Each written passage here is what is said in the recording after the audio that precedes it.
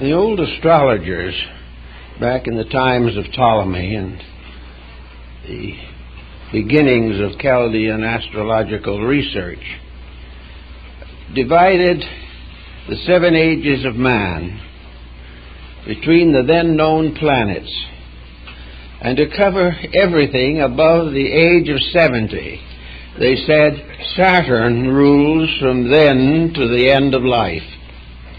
This is subject to some modifications, however, and it seems to me that the answer is that we will have to recalculate the period after 70. I think we should begin by saying from 71 to 80, the individual is under the rulership of Uranus. From 81 to 90, Neptune. And from 91 to 100, Pluto. In other words, we need to include these others in our calculating, for the simple reason that human life expectancy at the present time brings these influences to bear upon ever more human beings who may survive into the 80s, 90s, and even reach 100. So to cover all of this, it becomes necessary to assign various significant activities to those older years, rather than to simply sum them up and say from Saturn on is the end. It isn't the end anymore. And we have to begin to evaluate the life of the person who has passed through the old Chaldean cycle. Actually, the problem of what to do with life after retirement from active occupations is now becoming very important, because more and more persons have anywhere from 10 to 20 or 25 year life expectancy after retirement from business, or the responsibilities that have held their attention during their important economic years. Now, when we come to study this, we try to think out what man is really concerned with in life. And we find that to the average person, life is simply a process of continuing to supply oneself and one's families with the necessities of material existence. In other words, it's a workday world, either physical labor or mental labor, through the productive years of our economic existence. Yet actually, we must realize that the process of making a living in this physical environment is possibly the least important aspect of our existence. From a physical standpoint, yes, it is necessary.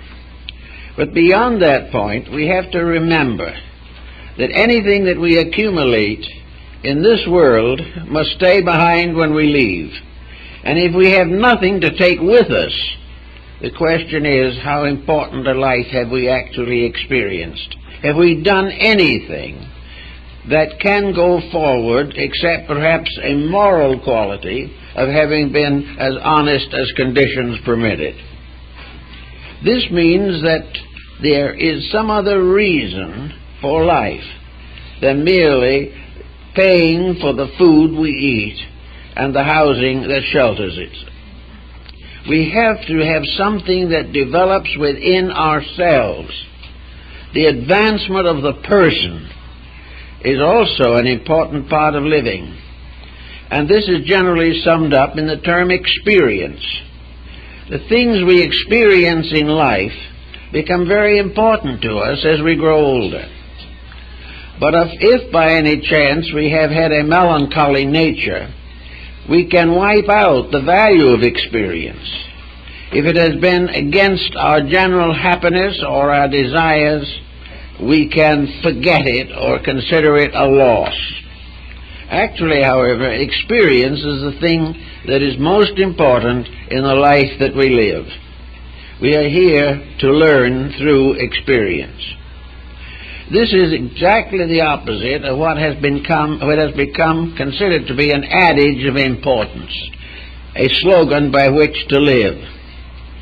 And it goes something like this: if I want it, I will have it. If I don't want it, I won't accept it. Now, on this arbitrary basis, pleasure, comfort, personal satisfaction at the moment, evasion of responsibility, and a certain plaudit or overtone of success, these become the important factors in life. The result is that we have very, very little to work with. Now, quite often we come across people in various conditions of what we might term a maturity of living. The individual who reaches retirement age may take as a slogan, "I'm through with work. Now I'm going to enjoy myself. Don't ask me to do anything I do not want to do." That sounds pretty good if you can get away with it. But has the individual an answer for that part of his own statement, namely that he is going to try and be happy? He is going to try to do the things he has always wanted to do. He is going to use his advancing years to really do what has been on his heart and mind since the beginning, and which probably has been blocked by economic necessities. With at least 15, maybe 25 or even 30 years of reasonable activity possible to him, what is he going to do with this time? Most people seemingly do not make much use of it, because when they reach retirement, they have a sudden break in their life pattern. All of a sudden, the busy individual has nothing to do. He may be on a comfortable pension or Social Security, but he has nothing to do that he has long done and about which he has habits and skills. He suddenly finds himself with a future that is completely uncharted. And we see what people do with this future, and sometimes it's a little pathetic. One group will settle down to play canasta for the rest of their lives, and they will be able to fill up almost every moment of their waking hours with trivia that means nothing, which they are not even going to think about. Another individual group or group will decide to travel, but they may be unprepared for travel and may find it a little too much of an exertion after a while. They are trying to fulfill a certain type of frustration. They've always wanted to do different things and visit different places. Another group simply sits quietly in front of the television and lets the television make the noise. And it does.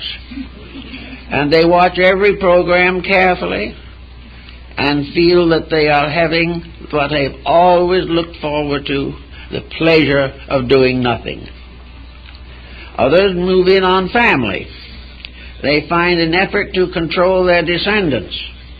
They want to influence the lives of their children and grandchildren, perhaps more than is best. After all, such interference is largely finding something to do that seems to be important. Then there are a few who try to improve their mental lives. They have decided, as an old friend of mine once decided, that there might be many people speaking Spanish in the years ahead, so he might as well learn now and know it when he comes back in his next embodiment. This is a long struggle for what he thinks he wants to do. Then there are those who join various maturity occupations. They take bus drives to Death Valley. They have picnics. They do all kinds of things. Perhaps they have a competitive tatting exhibition or make bed quilts. No one knows what they're going to do, but they're filling up time, because to them there is no particular future, and they are no longer responsible to society, which is now becoming responsible for them.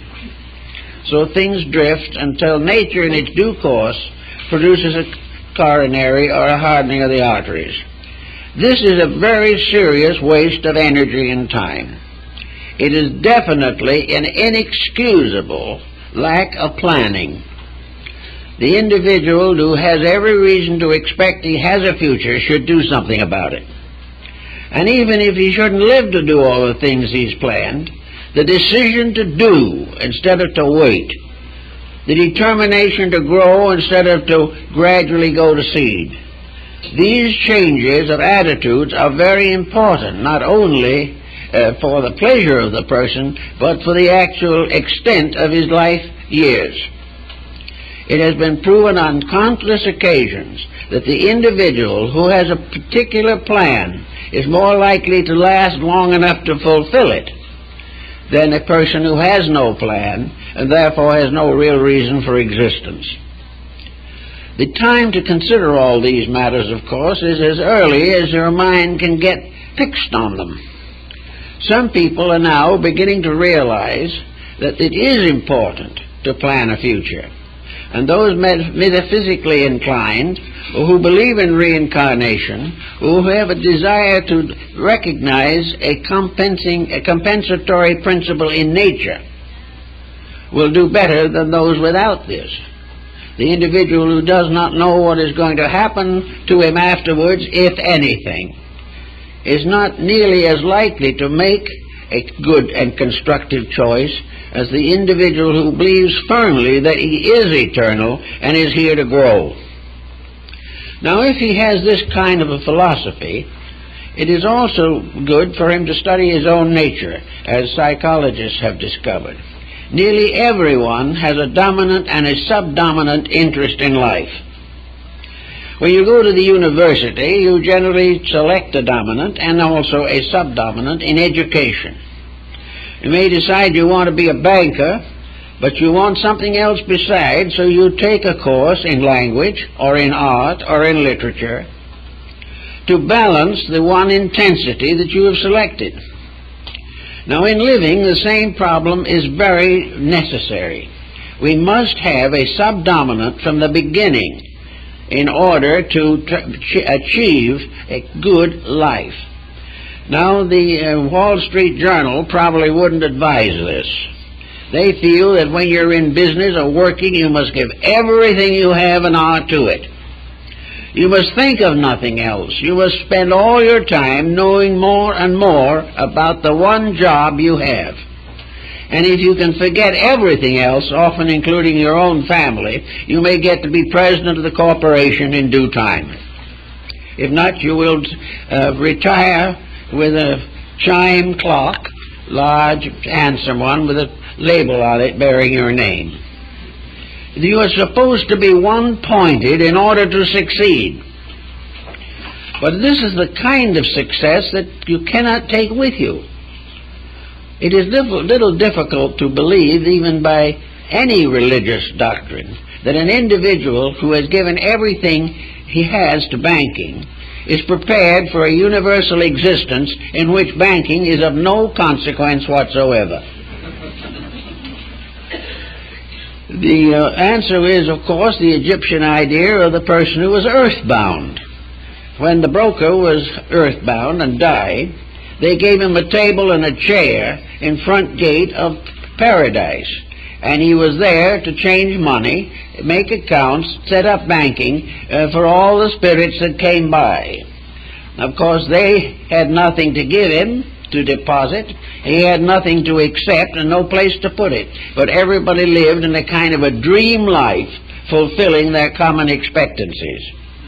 The Egyptians proved conclusively, however, that this particular way of life was ineffective. So having realized the importance of divided interest, it is very important that if a person is in an artistic field, that he develops some type of intellectual interest. If he is in an intellectual field, he should work for aesthetics or some branch of learning that will balance his major activity. Now, he may say that he has no time for this.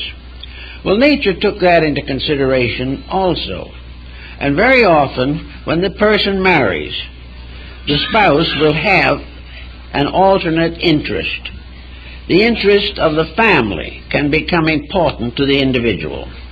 He can find that perhaps he is devoted to a shop or a store, but the wife is interested in music or language or in art, and the sharing of this secondary interest can become important. And as the individuals grow older and their materialistic interests lessen, they have found something in common besides merely the everyday existence which people live by. So one way or another, it is advisable to try to locate a field of compensatory activity to balance the things that we commonly do. This is one of the problems that is being revealed clearly in the program of Women's Lib. The woman who has been a housekeeper, a mother, a parent, finds it important to have other activities. The children grow up. The world which occupied her completely, maybe for 20 years, suddenly is not sufficient. And long before retirement, by age, she is looking for a new outlet, something that will give her a reason for existence when the more intimate things have gradually faded away. So she is out and finds herself a housewife who is suddenly a senator, a judge, or an executive in business. This is the compensation again from an emotional to a mental level. Generally speaking, with men, the best compensations are from a mental to an emotional or aesthetic level, or from some form of self-improvement which can produce results almost immediately. Many of the most important people in the world would never have had a reputation at all had they died at 65. Their careers began after that. They did many interesting things which earlier life fitted them to do, but did not necessarily demand the doing. The most important first decision, probably, is to stop looking at retirement as a time of doing nothing and the happiness of indolence. There is no happiness in indolence. It is simply a gratification of a poor attitude and becomes a bad habit. Looking, therefore, to find out what we might do, I would say that the person should have the modifying or secondary interest awake in himself by the time he's 30 or 35 years old. He should begin to discover what he needs to be a complete person. In the past, we have had various outlets for this particular problem of ourselves. The greatest modifying influence in the life of the majority of human beings has been religion. This was something that could not be completely dominated by materialistic concerns. It was the emotional outlet for many, many millions of people.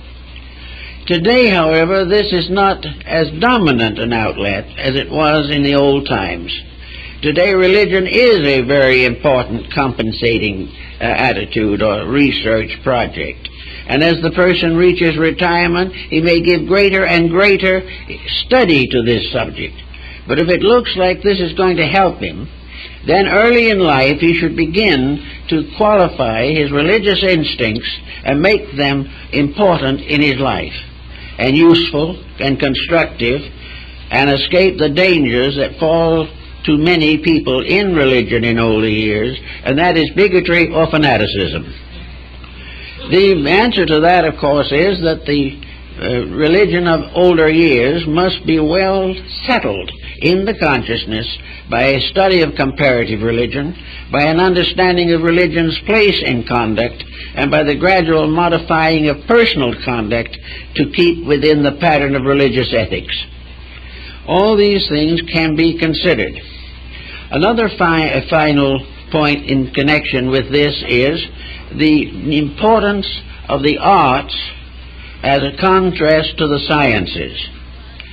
The scientist is probably one of the worst offenders in the problem of limited interest. He is a biologist, and everything in his life is biology. He is astronomy, and he measures people and world conditions and everything by the galaxy. He is concerned in mathematics, and mathematics becomes an obsession. And in higher intellectualism, it is easy for the attitudes of the peer group, the great scientific group, to cause the person to become hopelessly involved in bad mental habits. He will do everything possible to stay within the boundaries of his scientific viewpoint.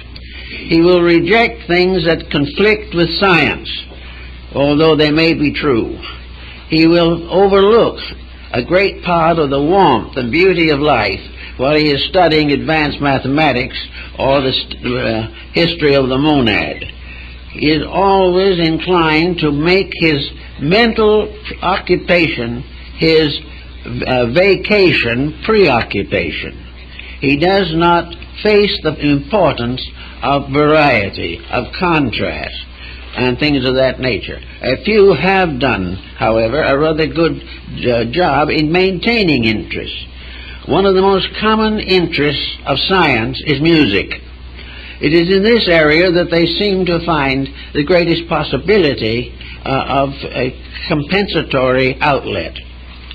The music is probably selected largely because it is not argumentative. It is not something that you are going to be able to break down, tear apart, and do something with from a scientific viewpoint. Music is an expression.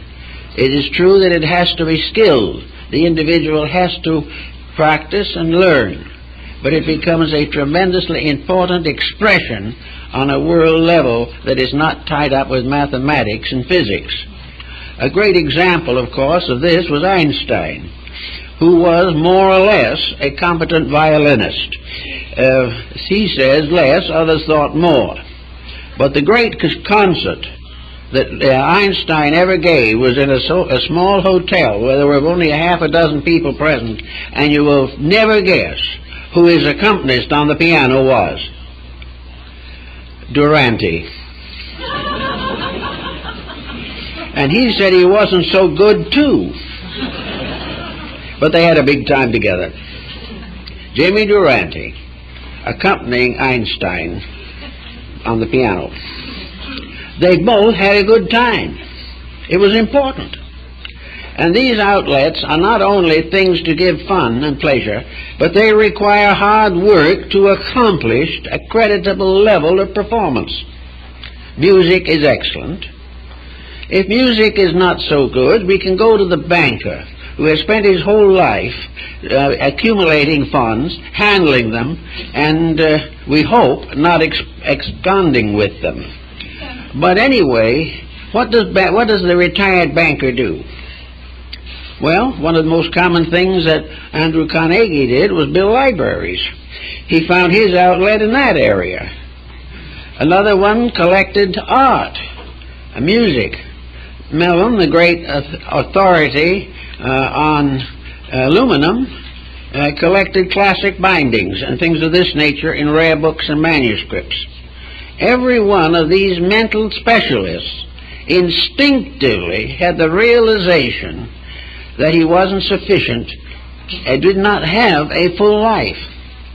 Now, many women have taken the attitude that their children is their hobby. I've had that told to me a number of times when I brought the subject up with distraught mothers of one type or another. A child is not a hobby. A child is a career. And those who do it well have done a great deal, but the child will grow up.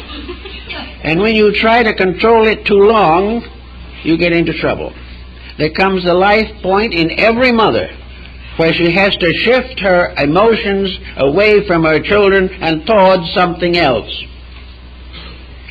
Now, on these conditions, the secondary interest becomes very, very important. She may turn to business or to science after the children have left the nest. But in order to succeed in any of these things, the mother must have started a little earlier to decide what you was going to do. It's quite a shock to suddenly be forced to take up a subject you've never thought of before. It is far better from the very beginning to estimate what you're going to do when the job you're doing is finished. If you can do this, you will have more people who are no longer thinking of themselves as through, simply because one interest or one responsibility has been taken away.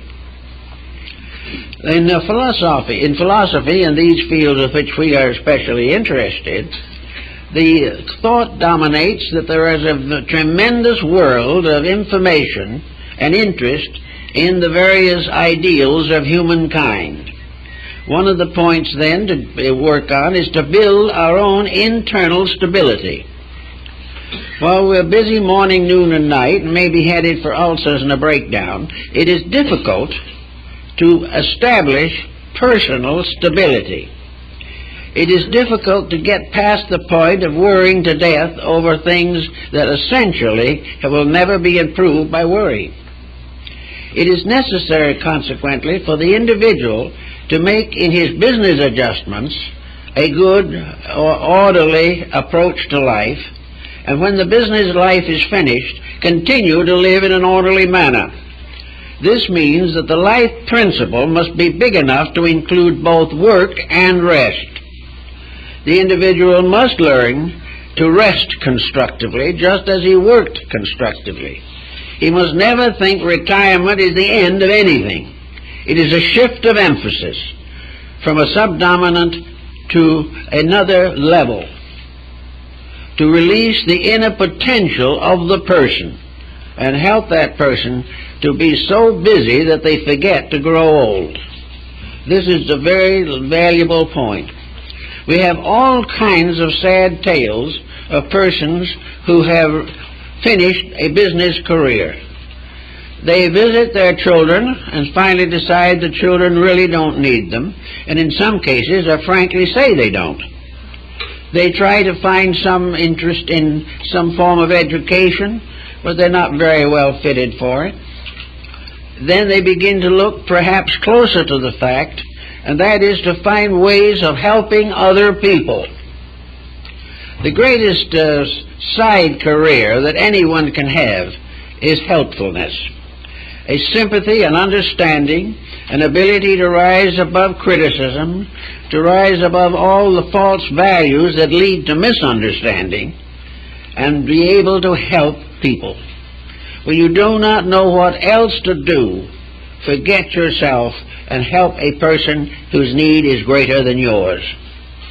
Actually, therefore, we find a lot of people doing this simply because it is very important to them. But very many of them reach the age of wanting to be helpful with very little skill or experience in the matter. It is difficult for them to help except within the area of their own personal experience. They can help people whose problems have been the same as their own. Other people, it's more difficult to help. So at the beginning of this pre-retirement philosophy, we start figuring out how to help people long before we take on that career. Oh, we may dabble in it a little, but a disappointment or two should never frustrate us. But we should begin to think in terms of learning all that we can that will help us to help others. If we have experiences in life in which things we have done have helped others, this is the beginning of a very important career. The average person who reaches 65 in reasonably good health has already taken the most important course in psychology that has ever been given his own life. If he hasn't learned from that, he's in bad trouble. But he has learned. But it has never occurred to him that he was going to do with anything except store it away in himself. He very often goes his entire length of life without sharing the values of a few important experiences through which he has passed. Sometimes he says nobody cares, but that is not true. There's always someone who cares. And with the world in its present condition, the need for genuine, unselfish, informed helpfulness is very great. But to be an informed helper, you have to have information. You have to have started earlier. You have to pass through certain disillusionments and not be like one person I know who, having thought of nothing but themselves until retirement, suddenly decided they wanted to be a philanthropist. They really wanted to go out and help people. So the person they first helped cheated them out of everything they had. This was really a bad experience, but a very informative one. This person, in order to be helpful, had to have the skill to protect himself and the wisdom to direct and assist others. The only way to do it is to start with your own background. Find out what has happened to you, how it could have been better, how you could have avoided problems, and instead of blaming people who have hurt you, start trying to learn what you should have done about it long before it happened. All this type of thing gets us past that point that is mentioned by King Lear, who says it is sharper than a serpent's tooth to have a thankless child. And that's true. But we should learn these things in time to know what to do about it, or to plan a career in which that child could not help but be thankful because of the skill and wisdom with which we administered their lives while they were in our responsibility. So there's always this problem of getting ready for this new program that is to come. I think that the average person with some limitations will not find it practical to try to forget life by traveling all the time. Good trips, fine. Occasional journeys to a place you've always wanted to go to can be tremendously important. But to use it simply to get away from yourself, remember always that no matter where you go, you're always with yourself. There's the one person you can't get away from. Actually, also, travel must have meaning. I remember, as I think I've told before, about the tour in which the ship with its wonderful cargo of people was anchored off the city of Athens. And in the lounge, the bridge tournaments were going full rate at that time. So one of the people who said to the tour guide, said, "Is it worthwhile for us to go to shore to look at these old ruins? After all, we are in the third game of a very important bridge tournament, and I think we're going to win." And the guide said with great seriousness, "I would advise you to stay right with the bridge. Don't interfere with it." A person who was more interested in bridge than seeing the great glory of the Greek culture should stay there. But probably, if the truth were known, he should have stayed at home. It would have saved money and been the same, and he could have had his bridge tournaments as he always had them. So unless there is a reason, unless a trip fulfills a secret hope, a purpose, a determination, unless it ties with attitudes towards life, the journey will sanction or support. There's very little outlet. Again, travel is a sophisticated career. And to make anything out of it, you must want to go where you go. And you must learn something, and you must go because you want to learn something. Just to waste time at the ship's bar is no particular value to anyone concerned. So the matter of making something out of the older years is based largely on what has been built up in younger years. Now, this is a fascinating world. Everything in it is of interest to somebody. And many persons find a tremendous relaxation in the examination of nature's processes. I think one of the best programs that we have on television these days are the programs that are made up of nature studies. Studies of places and peoples and things, and not fiction. Because the fact is far more interesting, remarkable, and informative, and helps to give us a new dimension of sight. As we step out of the old dimension of job, we must step into a new dimension of insight. we must be looking forward to those years and days as the opportunities for the best things we've ever done, and the fulfillment of the deepest and most noble of our impulses and instincts. If this is the case, we will begin looking forward to a systematically organized retirement. A retirement in which there will be no break in our activity and no burden upon other people. One of the problems with the retirement of men is that the first time of their lives they're home all the while. And the wife finds suddenly that a life that has been largely in her own keeping, as particularly in the daylight period, where she has been doing as she pleased, shopping, visiting, suddenly finds herself at home tied to a sulky elderly man who has nothing on his mind except business. This type of situation isn't fair to either person, and whichever one is in this sulking mood or is sitting around waiting for his arteries to harden is no companion.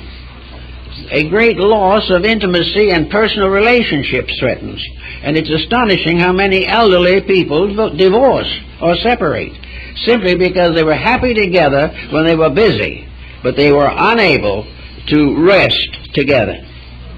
This is a very important point to consider all the way along.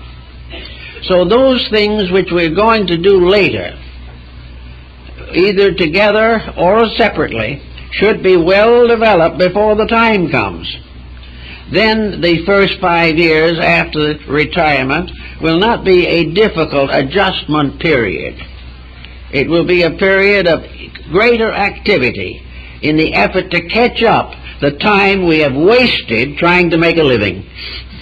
And we may have made the living, but the time is wasted as far as the complete person is concerned. There is nothing but, again, the old problem of the economic dependency with which we have burdened our world for the last several thousands of years. Another very interesting point to consider is that leisure is also the possibility for the advancement of personal skills. The person who has never been skillful in anything will find many opportunities to make use of the complicated mental organism with which he has been endowed. He will find the possibility of creating things, of fashioning with his own hands things that he used to buy. He will then understand why and how a great artist or a great musician attains the virtuosity which we admire. He begins to realize that he can start to play the piano, but there's not much danger of his becoming a Paderewski. But he can play it, and he plays it a little, and he feels in himself that he is a great artist, and his friends have sense enough to let him continue to think so. But a little tune that he has learned himself becomes more important to him than a 100-person orchestra playing Bach, because he's doing it himself. And the process of phoning it off or selling it out or something all the time, which makes up the life of the evasive person trying to run a business, is much less satisfying than the sudden ability to play a simple bit of music with one finger on each hand. It's different because you do it. And in business hours, the things you want to do, you think about. In retirement, the things you want to do, you do. And this sudden development of actual participation in your own thoughts, dreams, hopes, and ideas becomes tremendously valuable and important. From the standpoint of the more mystical approach, the more wisely we live our life here, the closer we come to the universal plan. Because the universal plan had its purpose in putting us here. We were not here to wait to die. We were not here to cheat each other, or to talk ourselves or evade ourselves out of facts. We were not even here to permit some religious belief to support false attitudes of our own. We were not here to be a fanatic, We were not here to be intolerant. We were not here to do any kind of judging of other people that is detrimental, especially if we do not even know them. We are here to improve the quality of our own integrity. We can be honest without too much insight. We just kind of keep the common rules of life. But to graduate this honesty up to integrity means a conscious dedication to values that are worthwhile. Now, why should we do this? Some people think there is no life after death. Then why should we be great and noble and try to fill our closing years with hard work in the name of growth?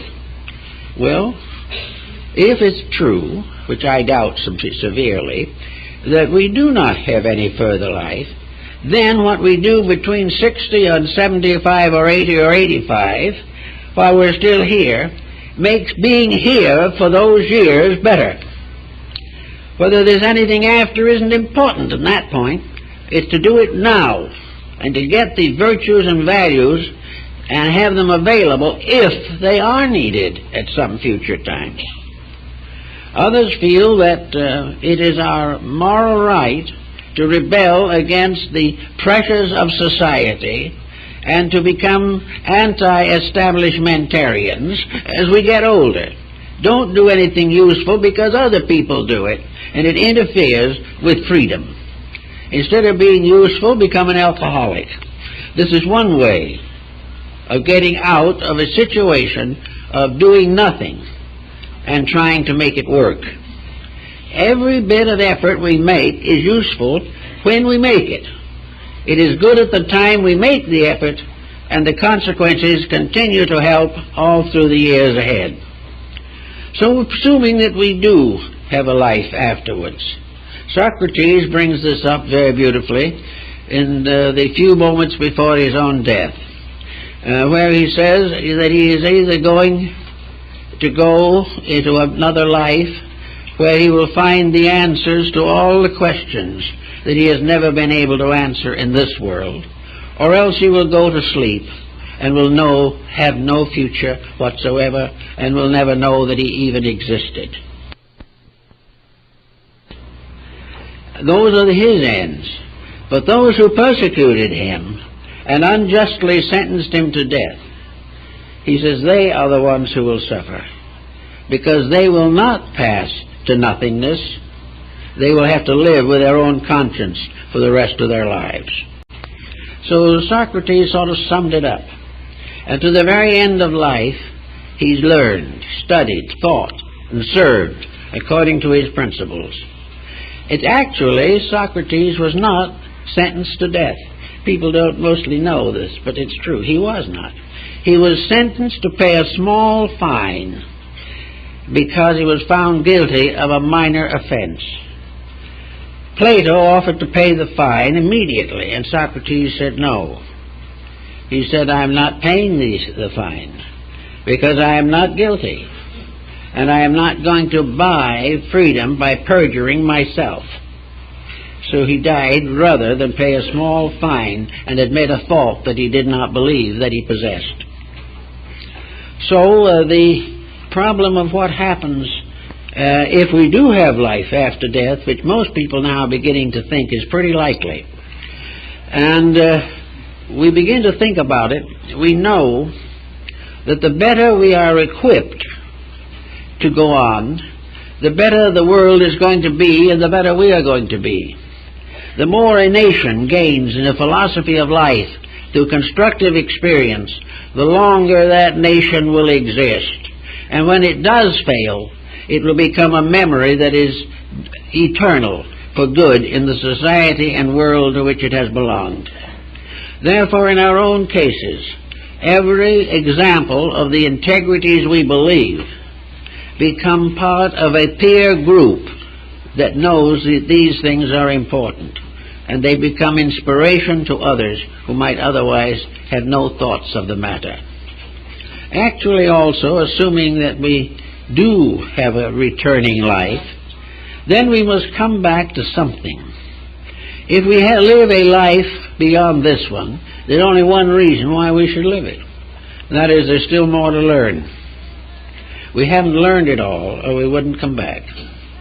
And because we haven't learned it all, we do come back.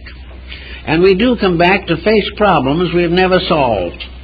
So every life includes within itself a number of unsolved problems, and these are the things that are most annoying most people. So the more problems you solve this time, the fewer you'll have to face some other time. If you've gotten over a bad disposition in this life, you don't have to live with it in the next one. If you have served generously and kindly and lovingly in this life, you may expect such services will be your reward. When they happen, you won't remember that you deserved them, but they will happen because you as a human being have earned them, whether you're conscious of it or not. If, on the other hand, you go on being selfish and self-centered and indifferent to values, you return to a world which you will brand as selfish and inconsiderate, because it is simply returning to you that which you put in yourself. It is very important then, from any standpoint, now, later, or before now, that each person develop as many of the virtues of living as possible. That every time a situation arises that calls for a decision, that we should make one as wisely as we can. We can no longer live by a philosophy, I don't want to and I'm not going to. This is the philosophy that governs many people, and it has absolutely no basic value. Instead of that, we are going to try in every decision to make one as constructive as possible. We are not going to try to avoid. We are not going to try to cheat a few dollars out of the orphan and the widow. We are going to do the things that are going to make life richer here and now. We are not going to want to look back even in our own years to nothing but mistakes or short-term activities. We want to look upon life as a single great career made up of all the incidents of daily existence. We're going to want to look back upon our life as we would upon a distinguished or at least honorable bibliography. We are going to want to be able to feel that all the way along the line we have learned something, that we've done something worthwhile, and that we have served in some way to make a better world. Most people are not much interested in a better world. Some of them will say now, and I've heard it recently, why make a better world? There won't be any. Nuclear problems will take care of that. Actually, we don't know this. We are not at all sure that the nuclear holocaust will ever actually come. We can hope that in spite of our various delinquencies, we're not quite that foolish. But even if we should pass through this, let us realize that the part of us that is eternal is not going to cease. We are not going to lose existence because of any disaster in this world. The only thing that can destroy our futures is the disasters we make inside ourselves. And these are the things that we have to constantly think about. I think I've told you before that world end scares are not particularly rare. There was a bad one in New England during the lifetime of Ralph Waldo Emerson. The prophets, religiously oriented, announced that doom was at hand, that all was lost, that the great rule of the Antichrist had come, and they were all going to be wiped out. So these trusting people, believing this, made a curious decision. They sold all their properties and worldly goods, and when the day came, sat on the curb with the money in both hands. The world ended, they'd at least have the money to the last conceivable moment. Of course, nothing happened. And they probably had the bad karma of having to buy back their own homes at a slightly higher rate. Someone went up to Emerson on that morning and said, Dr. Emerson, if the world should end, what are you going to do? And Emerson was a very quiet man. He thought for a while. He said, well, If it ends, I guess I'll have to get along without it. And that is the way it is with most of these problems. And I think we should realize that almost certainly we're going to have to get along with what happens. But if we are right inside, we can handle it when it comes. And if we are right enough inside, it won't come at all.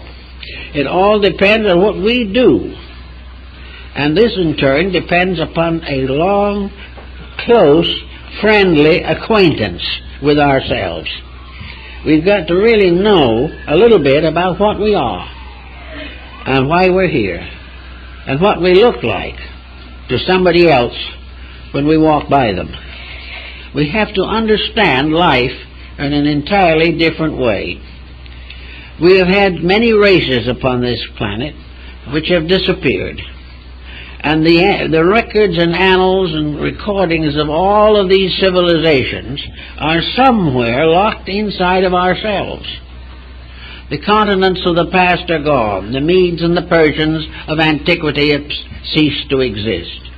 But all of these, every stranger, every ancient time, every hero, every slave of the past lives in us. We are the past. We are standing at this moment on the crest of ourselves. What we have been, how we got there, how we felt about everything along the way.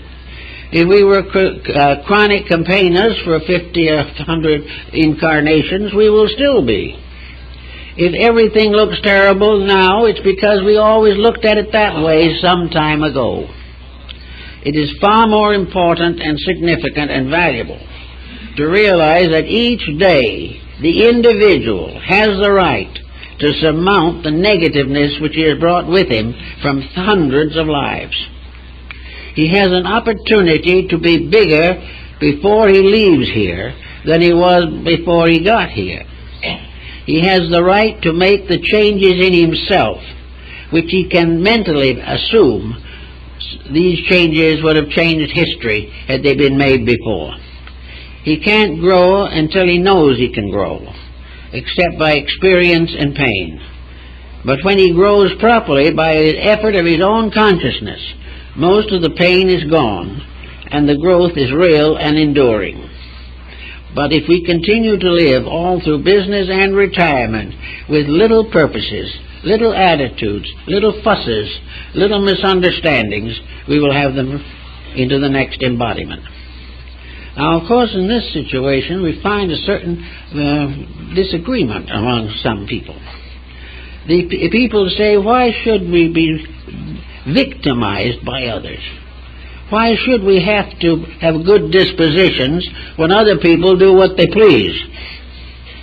Well, the other people do what they please, and they get what they deserve. If we have good dispositions, we do as we please, and we get what we deserve. It all depends on what we invest, what we take out. And the great investment of our generation and all generations is a solid investment in personal integrity. Now, how do we do this? Most people are not heroic, and when they're tired out of 40 or 50 years of grind and are disillusioned by the political situations that arise, by the social conditions, and have certain grievances for the times they've been exploited and deceived and injured, and tragedies that have set in, broken homes, wayward children, all these things they look back on and they say to themselves, well, maybe I have to be excused for not being very successful, because it just seems as though nothing was ever in life that did me much good. Well, this, of course, is a perfectly legitimate possibility of attitude. But when we hold it, we should sit down very carefully and say to ourselves, yes, I had a broken home. It was a great tragedy in my life. Now then, start back 5 to 10 years before the home broke and see if you can't find some reason why you at least were partly responsible for it breaking. Can you think back over a situation of that kind and say if I had taken a different attitude at that moment, if I had forgiven something or overlooked something or forgotten something and risen above some petty disturbance, would I still have had a broken home? Or would I be comparatively happy and the home would be secure if I had done something a little different? We all think of what other people have done to us, but we are a little forgetful of what we have done to them. And in our karmic life, the problems of thinking this through must come by a more or less thoughtful approach to living. A lot of people are not going to have this approach for a long time. But everyone who is interested in growth, interested in spiritual matters, interested in self-improvement, should give a lot of thought to these factors, because they play a very large part in our careers and in the futures we look forward to. I have noticed definitely that people who have forgotten themselves, or who have dedicated their time, even in younger years, to public service or public help, have had a better life and a more secure environment than those with other types of attitudes. It isn't necessary for the person to make some huge sacrifice, but it is necessary to have a good, constructive attitude. If, as a result of 50 years in business, you have come to the conclusion that it is all a crime and should be abolished, that business is a terrible thing, then this is going to work against you as you retire. You're going to retire into a world you don't like and you don't believe in. If, however, you say to yourself, yes, it was a tough job, I had a lot of trouble, I had many things happen that I wish hadn't happened, but out of it all came certain things that were good. And out of all this adversity, I have suddenly discovered the reason for it. And the reason for it is ignorance. The reason for it may also be over-ambition. It also can be spite or jealousy. And all these emotions, with their current consequences, have to be faced. And it's a wonderful thing to get them out of the way before you go forward into a retirement. Because in a sense, a retirement is a new birth in time. The individual is born again any time that he changes his position in life, changes his viewpoints, changes his attitudes and his interests. So the individual who retires is born into the world of retirement. He is no longer part of a world of these complex situations that he fought for so many years. Of course, he may still have some of them hanging on if he was unable to clear the slate. But in any event, it is a new birth. And a new birth is a new opportunity. It's a new opportunity to think back upon your own mistakes and stop regretting and learn to understand. I know a lot of older people who sit around largely telling about the problems of their own lives. They get into a competitive distressfulness.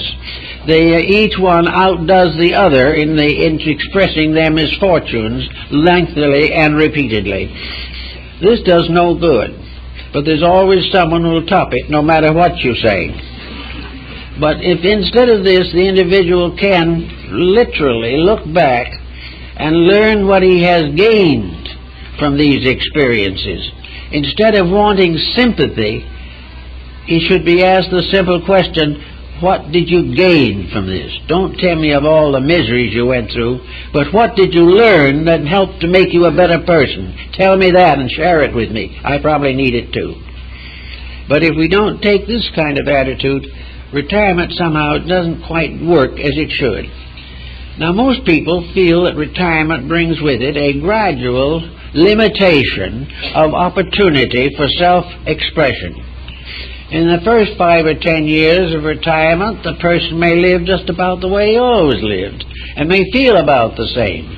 But in 15 or 20 years of retirement, he suddenly discovers the real encroachment of age.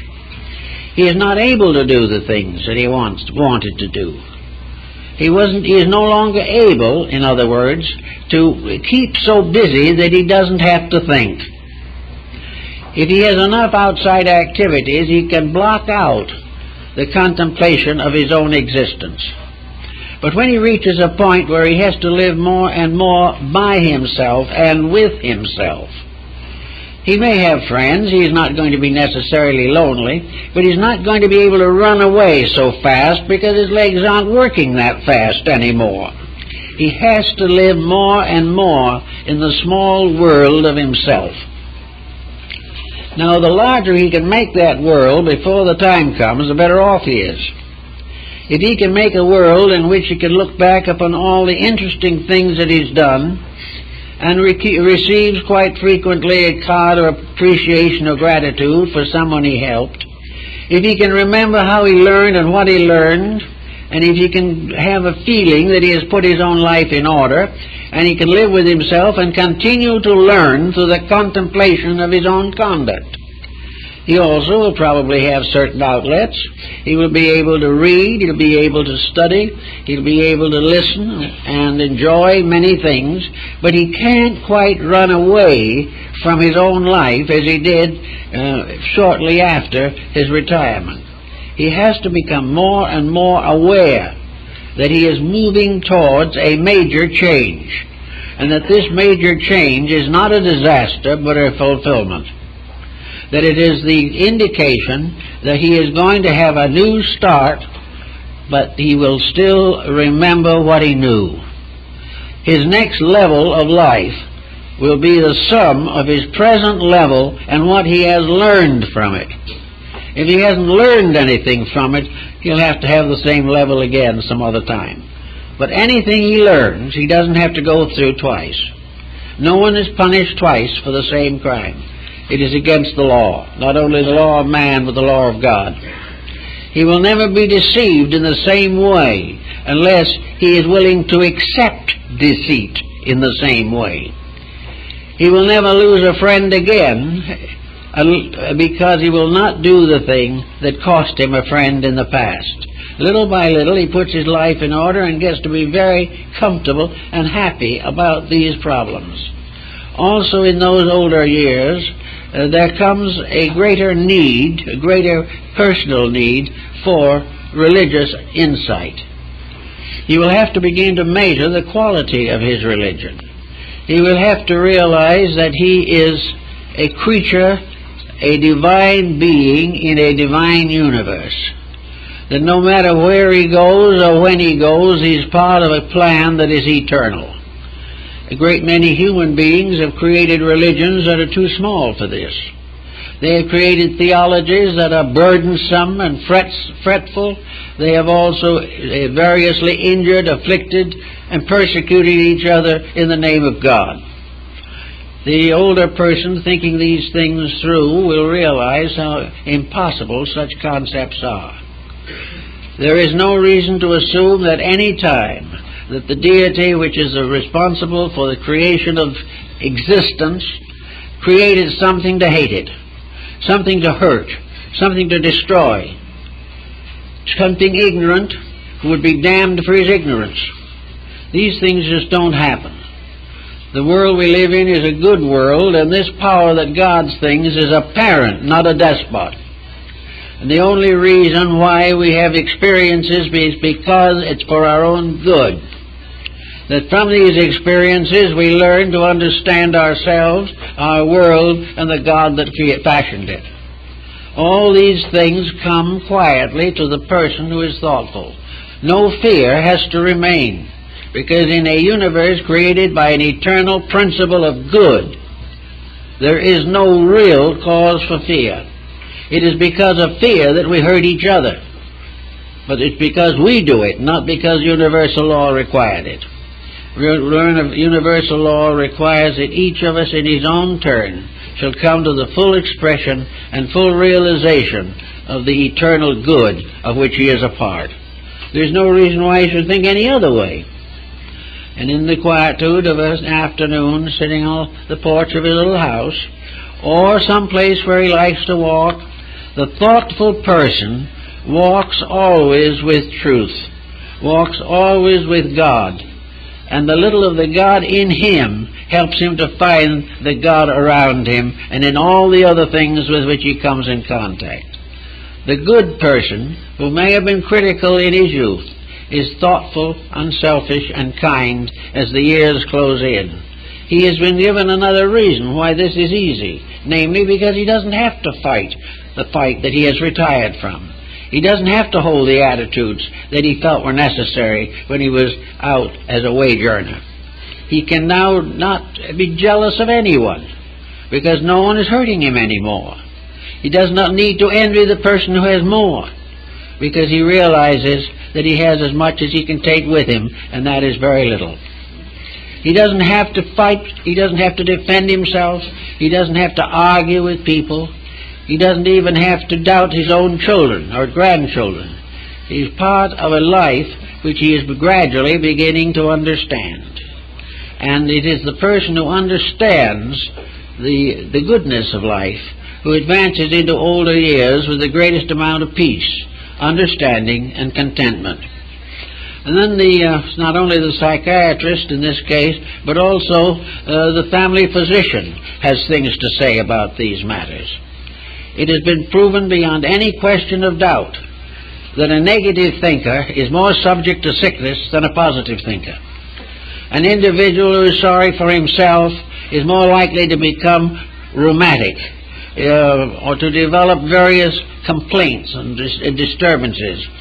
According to physiognomy and old Dr. Fowler, who had the phrenology concession on the Coney Island ferry, there is something to be said about all the attitudes of people. The attitudes of individuals are very carefully classified in physiognomy and phrenology, and a certain attitude depresses the circulation of the body in a certain way. Some wrong attitudes hit the stomach head on, and from that time this gives trouble for the rest of life. And if you keep it on long enough, and worry long enough, and get nervous long enough, and nurse grievances long enough, you're apt to have ulcers. And that's more or less poetic justice. You couldn't expect anything else. How can you expect to do wrong and be right? Another type of problem comes along and your liver gets a head-on collision with it. And little by little, every negative attitude we have reacts into the physical body. For organs are instruments which not only are tied into a pattern, the organs of the body correspond exactly with the parts of the brain. And every organ of the body has a polarity in the brain. And when the brain gets unpleasant in that area, the body begins to suffer. The individual who lives right, makes a good clean job of it, can expect much better physical condition. He will not be subject to so many ailments. He will not be so frightened of life. And he will go on doing the things that he thinks are interesting as long as he can. And sometimes he can do it quite a long time, if his attitudes are right. But the fretful, revengeful person who hates society or is always complaining about what politics are doing or what business is doing and loves to hunt up a book that exposes somebody, this type of individual isn't going to have good health because he hasn't got a good mind. Now, no one can stop him from doing what he's doing, but he has to be prepared for the consequences.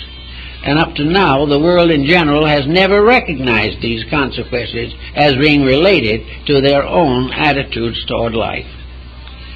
Friendliness makes friends. Jealousy makes enemies.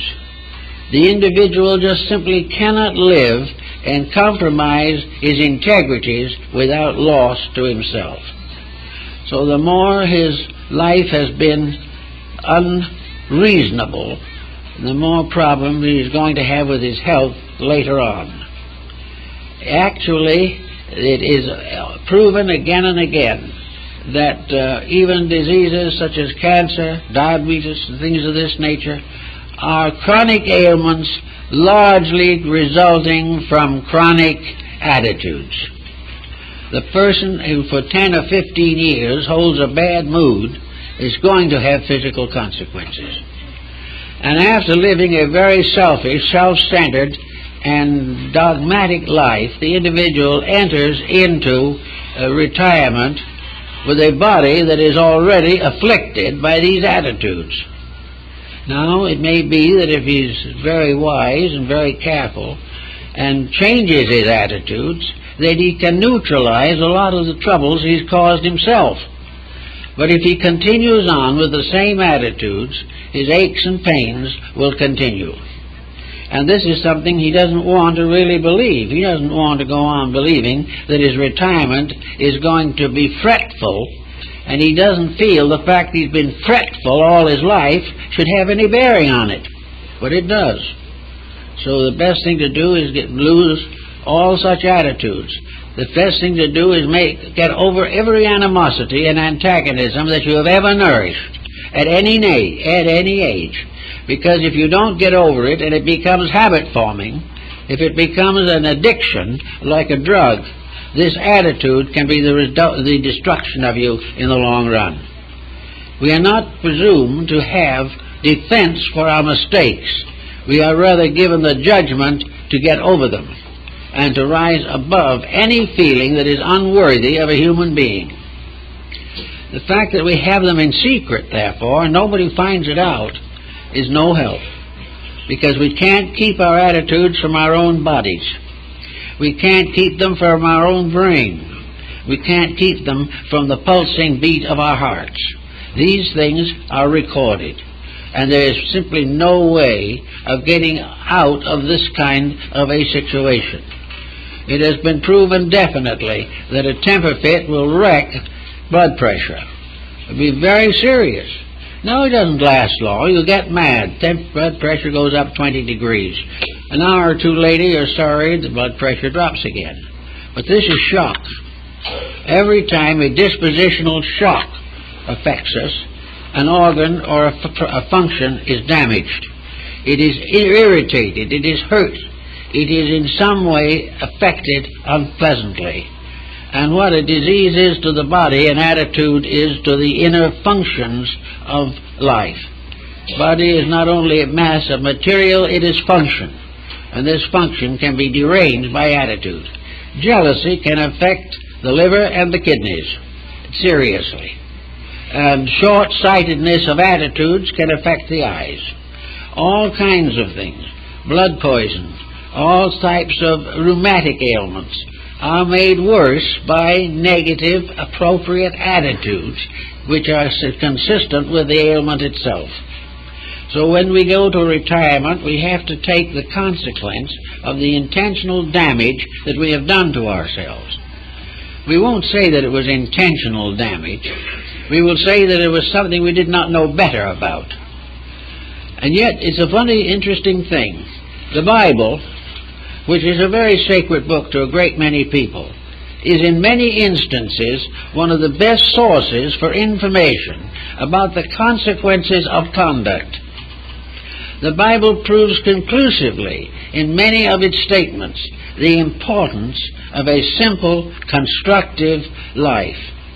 It is better for your physical health to forgive your enemy than to revenge yourself upon him. It is better for your own health to give than to receive. It is better for your digestion that you permit old grievances to fade away. Now, when you're busy all the time, the body is reasonably strong, it fights against the damage you do to it. And up to a certain period of life, you don't notice these things. You think the body is taking the beating rather well. And if it doesn't do so well, you can always have a bypass or something and get away with it. Why have a bypass when you would not have to nearly have as much chance of it if you constantly guard your conduct? Now, there's no question in the world that for many people it's too late to prevent some of the damage. In fact, they don't even know that they've done anything wrong. And there's no use bothering them or trying to hurt them or make life more difficult for them. The main thing is to realize that somewhere in the pattern of things there is a rule that when we learn it, can do a great deal to lengthen life. In alchemy, we have the same thinking. The mysterious elixir of life is symbolized in the ancient alchemical writings, or at least in some of them, very dramatically, by the fact of resurrection. The philosopher's stone is represented by Christ raising himself from the dead. Wisdom, beauty, love, and truth are instruments of resurrection. Evils are transmuted by virtues. All hatreds and all discords are transmuted by simple, honest love. And in all of our problems, as we advance in years, the love we have given will be found in the health and happiness of retirement. The loves we have denied will be denied to us. The kindnesses we have done will return to us. The self-centeredness and selfishness will return in the form of loneliness and more or less self-pity. So it's perfectly possible to make a good retirement, but you should really start it, to be really optimistic, the day you're born. Now, you'll probably be a little young to understand the point at that time, but then Comenius, the great educator, pointed it out. And that is, he says that the essential education of the human being is found in the mother school. The child's future, including his life and for practical purposes his retirement, it will be taught to him at his mother's knee. It will be taught before he ever goes to school. The school may show him how to die with courage, but the mother school, what he learns in his infancy by example and by instruction, will later shine out through his retirement years and bestow the blessing of a larger life. So we will gain most by the simple learning of the values of the Ten Commandments and the Sermon on the Mount. And if we live these in gentle sincerity through the years of life, we will have very few people who will not have a pleasant retirement, a useful one, in which growth, service to others, improvement of self, constant dedication to the final achievement of the divine purpose will not only help us, but as it gets more general, will probably bring the peace to the world that we're all so hopeful for. So if you want that good retirement, start now. Thank you very much.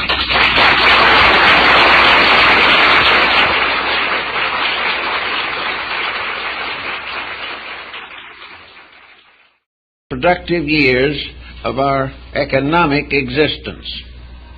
Yet actually, we must realize that the process of making a living in this physical environment is possibly the least important aspect of our existence.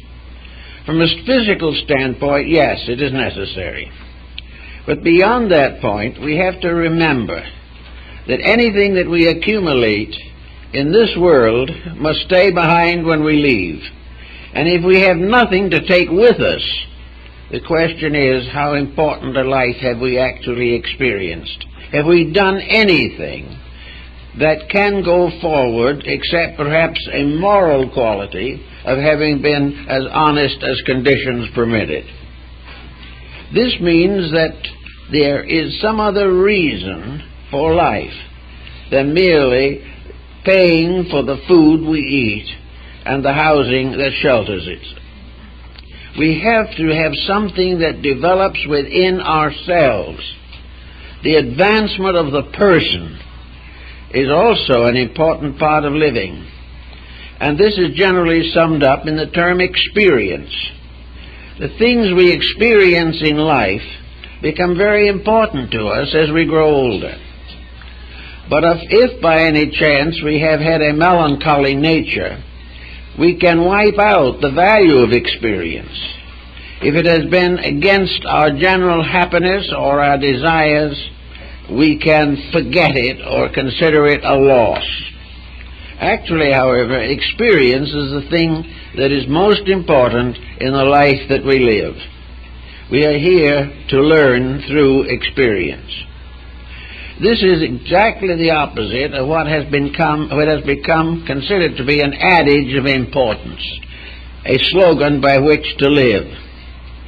And it goes something like this: if I want it, I will have it. If I don't want it, I won't accept it.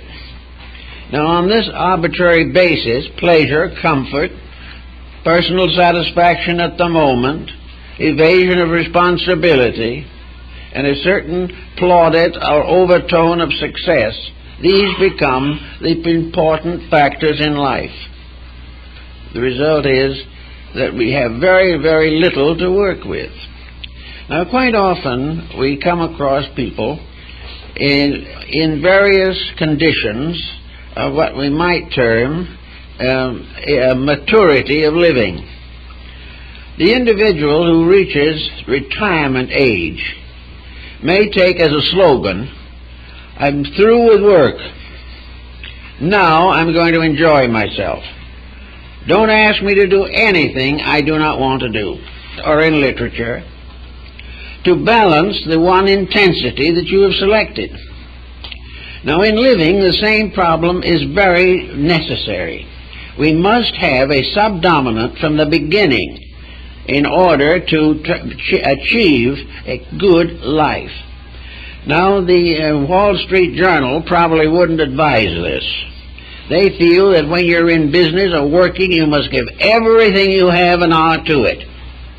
You must think of nothing else. You must spend all your time knowing more and more about the one job you have. And if you can forget everything else, often including your own family, you may get to be president of the corporation in due time. If not, you will retire with a chime clock, large, handsome one, with a label on it bearing your name. You are supposed to be one-pointed in order to succeed. But this is the kind of success that you cannot take with you. It is little difficult to believe, even by any religious doctrine, that an individual who has given everything he has to banking is prepared for a universal existence in which banking is of no consequence whatsoever. The answer is, of course, the Egyptian idea of the person who was earthbound. When the broker was earthbound and died, they gave him a table and a chair in front gate of paradise. And he was there to change money, make accounts, set up banking for all the spirits that came by. Of course, they had nothing to give him to deposit. He had nothing to accept and no place to put it. But everybody lived in a kind of a dream life, fulfilling their common expectancies. The Egyptians proved conclusively, however, that this particular way of life was ineffective. So having realized the importance of divided interest, it is very important that if a person is in an artistic field, that he develops some type of intellectual interest. If he is in an intellectual field, he should work for aesthetics or some branch of learning that will balance his major activity. Now, he may say that he has no time for this. Well, nature took that into consideration also. And very often, when the person marries, the spouse will have an alternate interest. The interest of the family can become important to the individual. He can find that perhaps he is devoted to a shop or a store, but the wife is interested in music or language or in art, and the sharing of this secondary interest can heads, so he might as well learn now and know it when he comes back in his next embodiment. This is a long struggle for what he thinks he wants to do.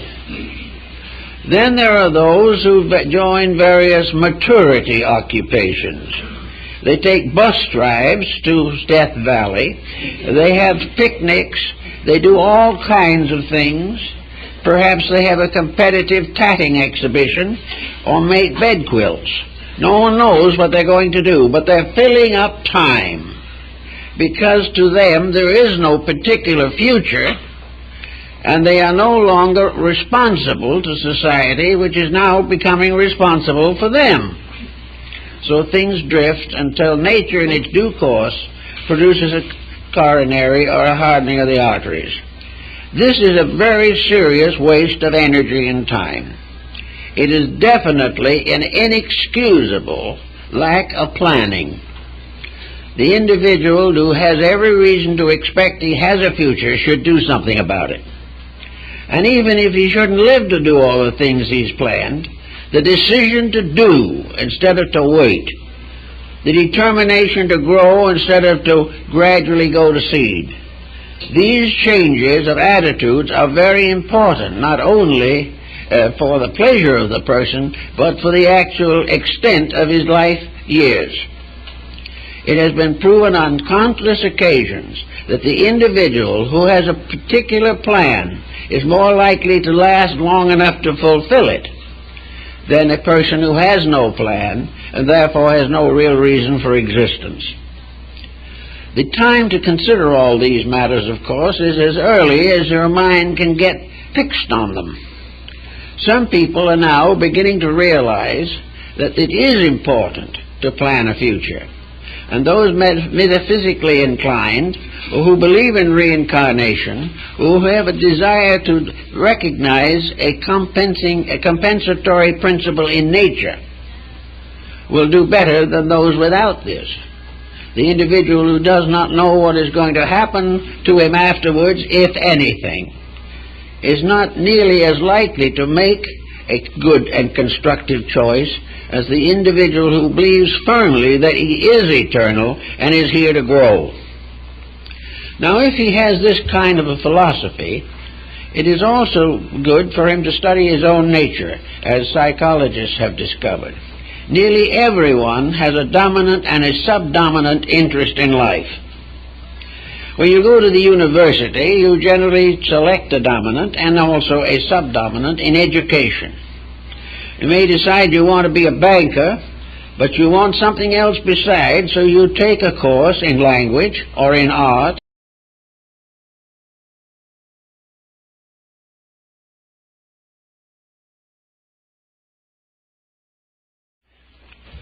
The old astrologers, back in the times of Ptolemy and the beginnings of Chaldean astrological research, divided the 7 ages of man between the then known planets, and to cover everything above the age of 70, they said Saturn rules from then to the end of life. This is subject to some modifications, however, and it seems to me that the answer is that we will have to recalculate the period after 70. I think we should begin by saying from 71 to 80, the individual is under the rulership of Uranus. From 81 to 90, Neptune. And from 91 to 100, Pluto. In other words, we need to include these others in our calculating, for the simple reason that human life expectancy at the present time brings these influences to bear upon ever more human beings who may survive into the 80s, 90s, and even reach 100. So to cover all of this, it becomes necessary to assign various significant activities to those older years, rather than to simply sum them up and say from Saturn on is the end. It isn't the end anymore. And we have to begin to evaluate the life of the person who has passed through the old Chaldean cycle. Actually, the problem of what to do with life after retirement from active occupations is now becoming very important, because more and more persons have anywhere from 10 to 20 or 25 year life expectancy after retirement from business. or the responsibilities that have held their attention during their important economic years. Now, when we come to study this, we try to think out what man is really concerned with in life. And we find that to the average person, life is simply a process of continuing to supply oneself and one's families with the necessities of material existence. In other words, it's a workday world, either physical labor or mental labor. That sounds pretty good if you can get away with it. But has the individual an answer for that part of his own statement, namely that he is going to try and be happy? He is going to try to do the things he has always wanted to do. He is going to use his advancing years to really do what has been on his heart and mind since the beginning, and which probably has been blocked by economic necessities. With at least 15, maybe 25, or even 30 years of reasonable activity possible to him, what is he going to do with this time?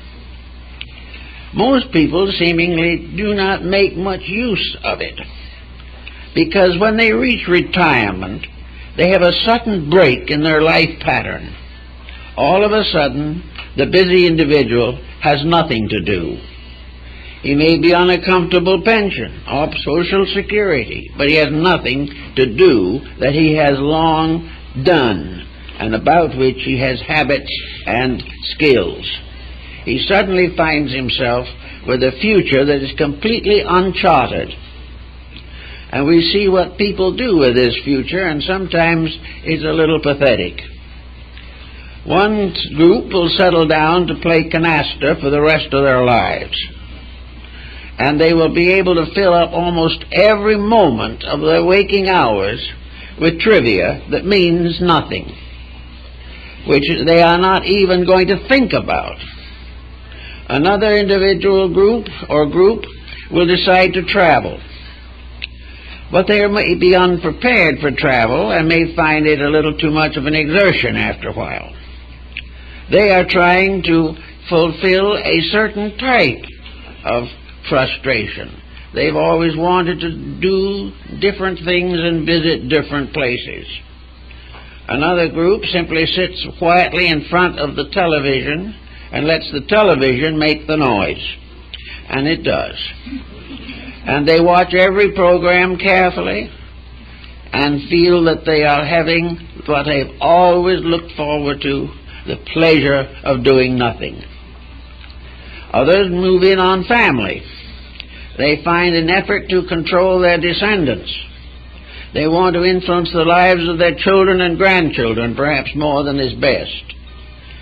After all, such interference is largely finding something to do that seems to be important. Then there are a few who try to improve their mental lives. They have decided, as an old friend of mine once decided, that there might be many people speaking Spanish in the years